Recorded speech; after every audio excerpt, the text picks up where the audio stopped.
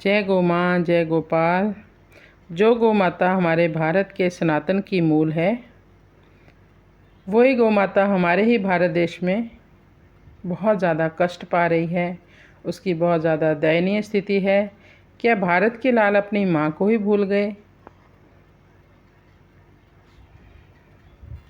श्री कृष्ण और उनकी प्रिय गौएं आगे गाए पाछे गाए, इत गाए उत गाए, गोविंद को गायन में बस वही भावे।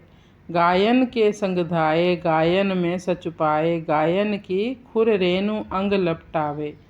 गायन सो ब्रज छायो, वैकुंठ बिसरायो, गायन के हेतु कर गिरि लय उठायो। छीत स्वामी गिरिधारी, बिठलेस वपुधारी, ग्वारिया को भेष धरे गायन में आवे। भगवान श्री कृष्ण को गौ माता अत्यंत प्रिय है। भगवान ने गोवर्धन पर्वत धारण करके इंद्र के कोप से गोप गोपी एवं गौओं की रक्षा की।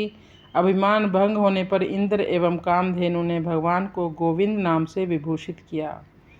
गौ शब्द के 3 अर्थ होते हैं। ये हमारी इंद्रियां, गाय और भूमि। श्री कृष्ण इन तीनों को ही आनंद देते हैं। गौ, ब्राह्मण तथा धर्म की रक्षा के लिए ही श्री कृष्ण ने अवतार लिया है। नमो ब्रह्मण्य देवाय, गौ ब्राह्मण हिताय च, जगद्विताय कृष्णाय गोविंदाय नमो नमः। श्री रामचरितमानस में भी लिखा है, विप्र धेनु सुर संत हित, लीन मनुज अवतार, निज इच्छा निर्मित तनु, माया गुण गोपार। गोमाता मातृशक्ति की साक्षात प्रतिमा है। वेदों में कहा गया है कि गाय रुद्रों की माता है, वसुओं की पुत्री, अदिति पुत्रों की बहन और धृत रूप अमृत का खजाना है। भविष्य पुराण में श्री कृष्ण ने युधिष्ठिर से कहा है, समुद्र मंथन के समय क्षीर सागर से लोगों की कल्याणकारिणी जो 5 गौएं उत्पन्न हुई हैं, उनके नाम थे नंदा, सुभद्रा, सुरभि, सुशीला और बहुला। इन्हें कामधेनु भी कहा गया है। संसार में पृथ्वी और गौ से अधिक क्षमावान और कोई नहीं हो सकता। ब्राह्मणों में मंत्रों का निवास है और गाय में हविष स्थित है। गाय को सर्व तीर्थमयी कहा गया है। गाय को इहलोक में मुक्ति दिलाकर परलोक में शांति दिलाने का माध्यम माना गया है। श्री कृष्ण की बाल लीला का मुख्य पात्र गौएं ही थी। श्री कृष्ण का गाय चराने जाना, उनकी मधुरवंशी ध्वनि पर गायों का उनकी ओर भागते चले आना, श्री कृष्ण का छोटी उम्र में हट करके गाय का दूध दूहना सीखना एवं प्रसन्न होना, गाय का माखन चुरा चुरा कर खाना। नंद बाबा के पास 9 लाख गौएं थी। श्री कृष्ण कुछ बड़े हुए तो उन्होंने गोचारण के लिए माँ यशोदा से आज्ञा मांगी। मैयारी मैं गाय चरावन जइयो, तू कही महरी नंद बाबा सो, बड़ो भयो न डरयो। श्री दामा लय आदि सखा सब, अरु हल धर संग लइयो, दही भांत कांवरी भरी लेहों, भूख लगे तब खइयों। बंसी वटकी शीतल छैया, खेलत पे सुख पैयों, परम आनंद दास संग खेलो, जाए जमुन तट हैयों। माता यशोदा का हृदय तो धक धक करने लगा कि इतनी दूर वन में मेरा प्राण धन अकेला कैसे जाएगा।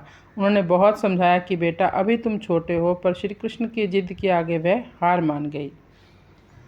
कार्तिक मास के शुक्ल पक्ष की अष्टमी को गोचारण का मुहूर्त निकला। माता यशोदा ने प्रातःकाल ही सब मंगल कार्य किए और श्री कृष्ण को नहला एकदम सुसज्जित कर दिया। सिर पर मोर मुकुट लगा दिया, गले में माला पहनाई और पीताम्बर धारण करवा दिया, हाथ में बेन तथा नरसिंगा दे दिया। फिर पैरों में जूतियां पहनाने लगी तो श्री कृष्ण ने जूते पहनने से मना कर दिया और कहा, माँ यदि तू मेरी सारी गौओं को जूती पहना दे तो मैं इनको पहन लूँगा।